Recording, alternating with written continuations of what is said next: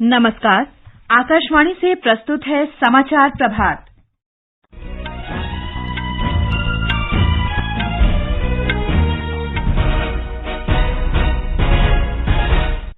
प्रधानमंत्री नरेंद्र मोदी रोजगार मेले में आज वीडियो कॉन्फ्रेंस के माध्यम से 70,000 कर्मचारियों को नियुक्ति पत्र वितरित करेंगे। गृहमंत्री अमित शाह आज नई दिल्ली में राज्य और केंद्र शासित प्रदेशों के आपदा प्रबंधन विभागों के मंत्रियों की बैठक की अध्यक्षता करेंगे। वाराणसी में G20 के विकास मंत्रियों के अधिवेशन में भारत की ओर से एक महत्वाकांक्षी 7 वर्षीय कार्य योजना को अपनाया गया। केरल में भारत की G20 अध्यक्षता के अंतर्गत तीसरी संरचना कार्य समूह की बैठक आज कोच्चि में शुरू। चक्रवात बिपरजॉय की चुनौतियों से निपटने के लिए सरकारी एजेंसियां तीव्र गति से काम करेंगी। बृहस्पतिवार तक गुजरात के कच्छ और जखाऊ में तेज वर्षा की संभावना।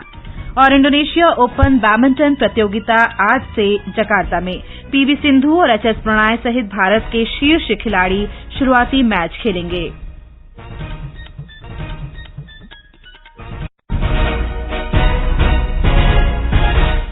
समाचार प्रभात के साथ मैं फरहत नाज। प्रधानमंत्री नरेंद्र मोदी रोजगार मेले में आज सुबह 10:30 बजे वीडियो कॉन्फ्रेंस के माध्यम से 70,000 नवनियुक्त कर्मचारियों को नियुक्ति पत्र वितरित करेंगे। इस अवसर पर प्रधानमंत्री इन कर्मियों को संबोधित भी करेंगे। एक रिपोर्ट। रोजगार मेला देशभर में 43 स्थानों पर आयोजित किया जाएगा। नई भर्तियां केंद्र सरकार के विभिन्न विभागों के साथ साथ राज्य और केंद्र शासित प्रदेशों में हो रही हैं।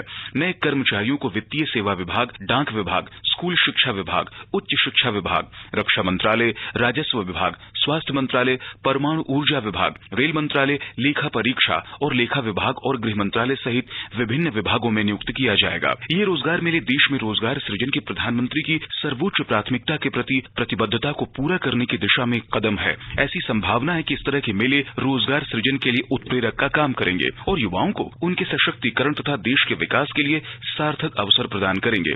नवनियुक्त कर्मचारियों को IGOT कर्मयोगी पोर्टल पर कर्मयोगी प्रारंभ ऑनलाइन मॉड्यूल के माध्यम से खुद को प्रशिक्षित करने का अवसर भी मिल रहा है। समाचार कक्ष से राजमंगल पांडे। गृहमंत्री अमित शाह आज नई दिल्ली में राज्य और केंद्र शासित प्रदेशों के आपदा प्रबंधन विभागों के मंत्रियों की बैठक की अध्यक्षता करेंगे।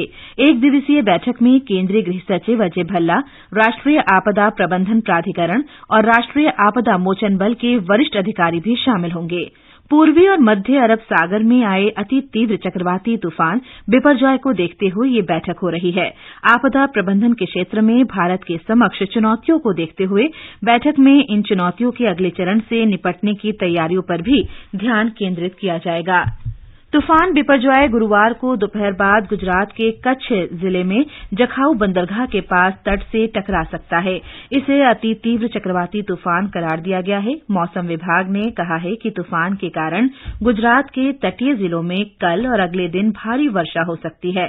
कच्छ, देवभूमि, द्वारका, जामनगर, पोरबंदर, राजकोट, मोरबी और जूनागढ़ जिलों में बहुत तेज वर्षा होने की संभावना है। मौसम विभाग के वरिष्ठ वैज्ञानिक RK जनामणि ने बताया कि तूफान बिपरजॉय गुजरात के कच्छ और पाकिस्तान के कराची के बीच गुरुवार को तट से टकरा सकता है।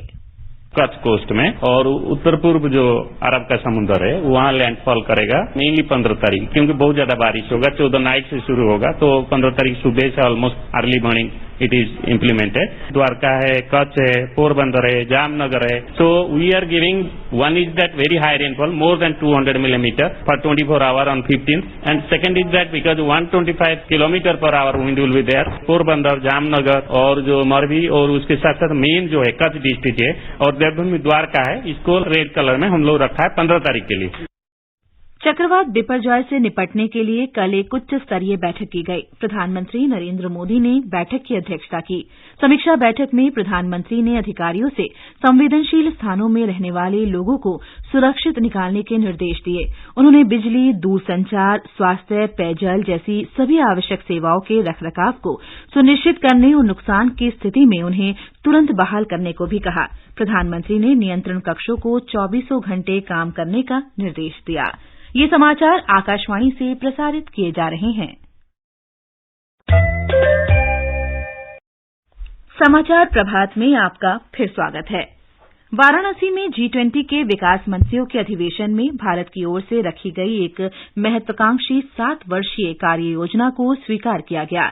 इसके अतिरिक्त जलवायु परिवर्तन संबंधी लक्ष्यों की पूर्ति के लिए टिकाऊ जीवन शैली के संबंध में सहयोग और भागीदारी बढ़ाने के उद्देश्य से एक और दस्तावेज को बैठक में स्वीकार किया गया। ब्यौरा हमारे संवाददाता से। बैठक के नतीजों को लेकर मीडिया से बातचीत के दौरान विदेश मंत्री एस जयशंकर ने कहा कि G20 देशों के मंच पर भारत वैश्विक दक्षिण के देशों की आवाज बनकर उभरा है और इसने सतत विकास लक्ष्यों को हासिल करने में आने वाली चुनौतियों जैसे वित्तीय संकट और ऋण संकट को विकसित देशों के सामने प्रमुखता से उठाया है। उन्होंने कहा कि भारत को G20 की अध्यक्षता मिलने के बाद से विकास का मुद्दा G20 देशों के एजेंडे में प्राथमिकता के तौर पर आ गया है और ये एक बड़ी उपलब्धि है जिससे ग्लोबल साउथ यानी वैश्विक दक्षिण के देशों को भी काफी उम्मीदें जगी हैं। विशेष तौर पर प्रधानमंत्री के कल दिए गए वीडियो संदेश की चर्चा करते हुए विदेश मंत्री एस जयशंकर ने कहा कि सभी सदस्यों ने प्रधानमंत्री की खासतौर पर तारीफ की जिनका संबोधन जलवायु परिवर्तन और सतत विकास लक्ष्यों को लेकर भारत की चिंताओं पर केंद्रित था। सुशील चंद्र तिवारी, आकाशवाणी समाचार, वाराणसी।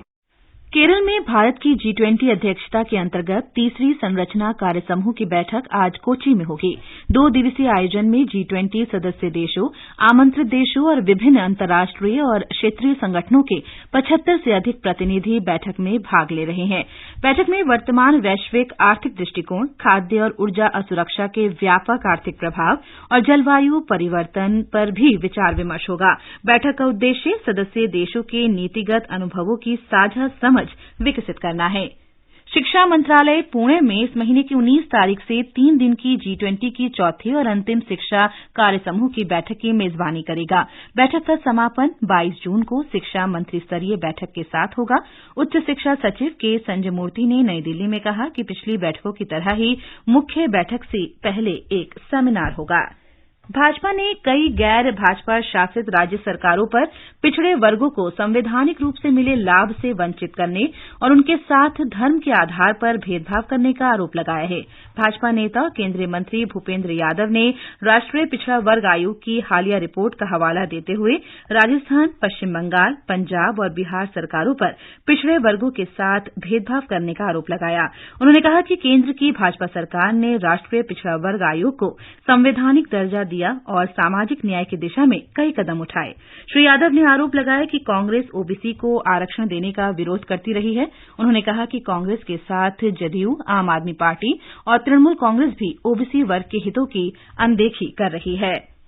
श्री यादव ने मुसलमानों के प्रति कथित पक्षपात के लिए पश्चिम बंगाल सरकार पर तुष्टीकरण का आरोप लगाया और एनसीबीसी की रिपोर्ट का हवाला देते हुए कहा कि राज्य की ओबीसी कोटे के लाभार्थियों की सूची में 2011 में 108 मुस्लिम जातियां शामिल थीं, जिनकी संख्या तृणमूल कांग्रेस के सत्ता में आने के बाद काफी बढ़ गई।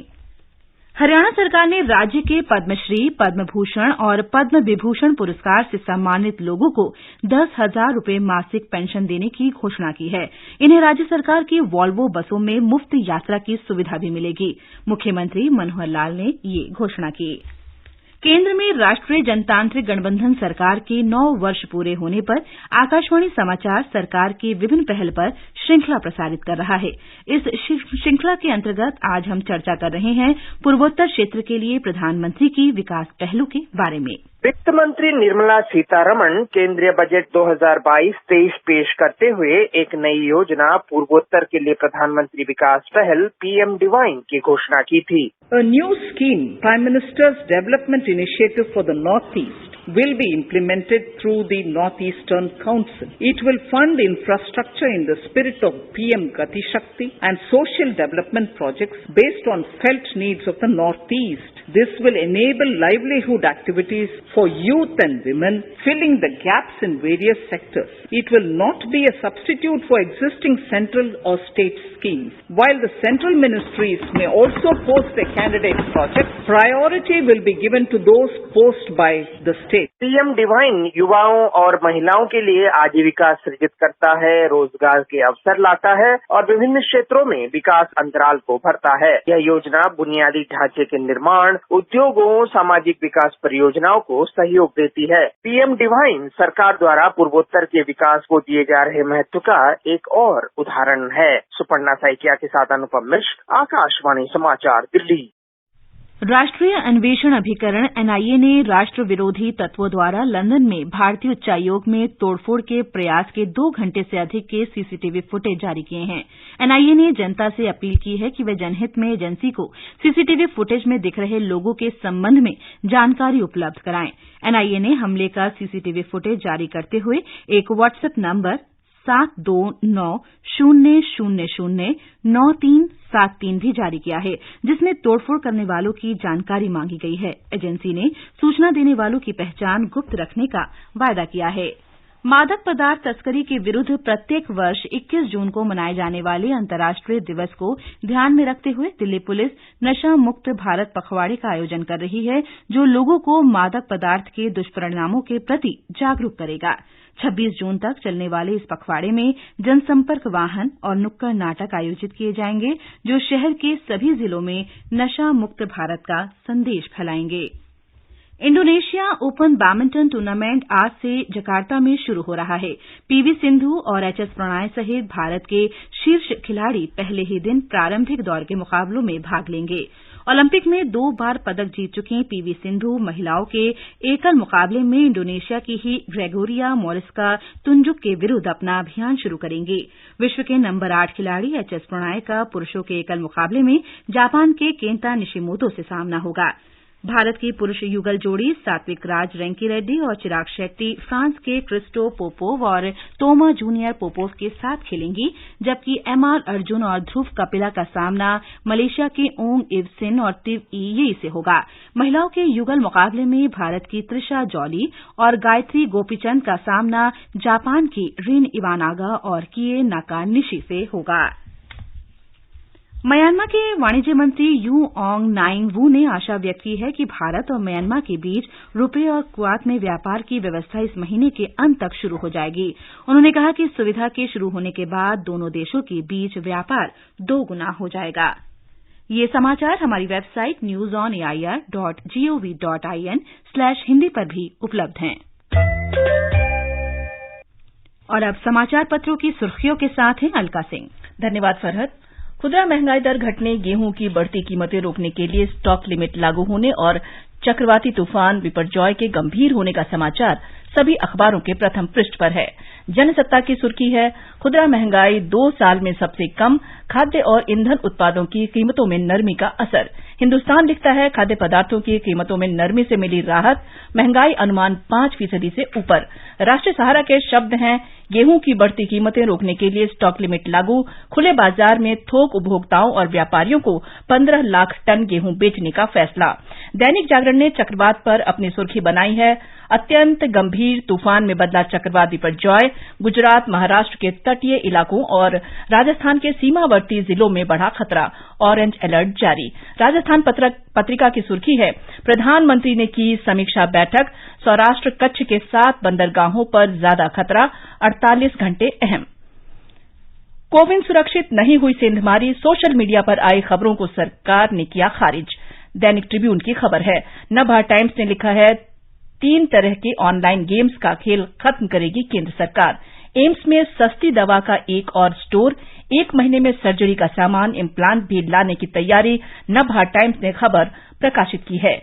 40 साल में पहली बार हिमालय के ग्लेशियर ओवरलोड, 15 फीट नई बर्फ, मैदानी इलाकों को भरपूर पानी मिलेगा। दैनिक भास्कर ने चित्र सहित इस खबर को प्रकाशित किया है।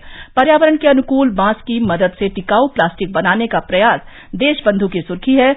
विश्व बाल श्रम विरोधी दिवस पर बचपन बचाओ आंदोलन में 306 बाल मजदूरों को कराया मुक्त, राजस्थान पत्रिका की सुर्खी है। और अंत में मुख्य समाचार एक बार फिर। प्रधानमंत्री नरेंद्र मोदी रोजगार मेले में आज वीडियो कॉन्फ्रेंस के माध्यम से 70,000 कर्मचारियों को नियुक्ति पत्र वितरित करेंगे। गृहमंत्री अमित शाह आज नई दिल्ली में राज्य और केंद्र शासित प्रदेशों के आपदा प्रबंधन विभागों के मंत्रियों की बैठक की अध्यक्षता करेंगे। वाराणसी में G20 के विकास मंत्रियों के अधिवेशन में भारत की ओर से एक महत्वाकांक्षी 7 वर्षीय कार्य योजना को अपनाया गया। केरल में भारत की G20 अध्यक्षता के अंतर्गत तीसरी संरचना कार्य समूह की बैठक आज कोच्चि में शुरू। चक्रवात बिपरजॉय की चुनौतियों से निपटने के लिए सरकारी एजेंसियां तीव्र गति से काम करेंगी। बृहस्पतिवार तक गुजरात के कच्छ और जखाऊ में तेज वर्षा की संभावना। और इंडोनेशिया ओपन बैडमिंटन प्रतियोगिता आज से जकार्ता में। इसके साथ ही समाचार प्रभात का ये अंक समाप्त हुआ। नमस्कार।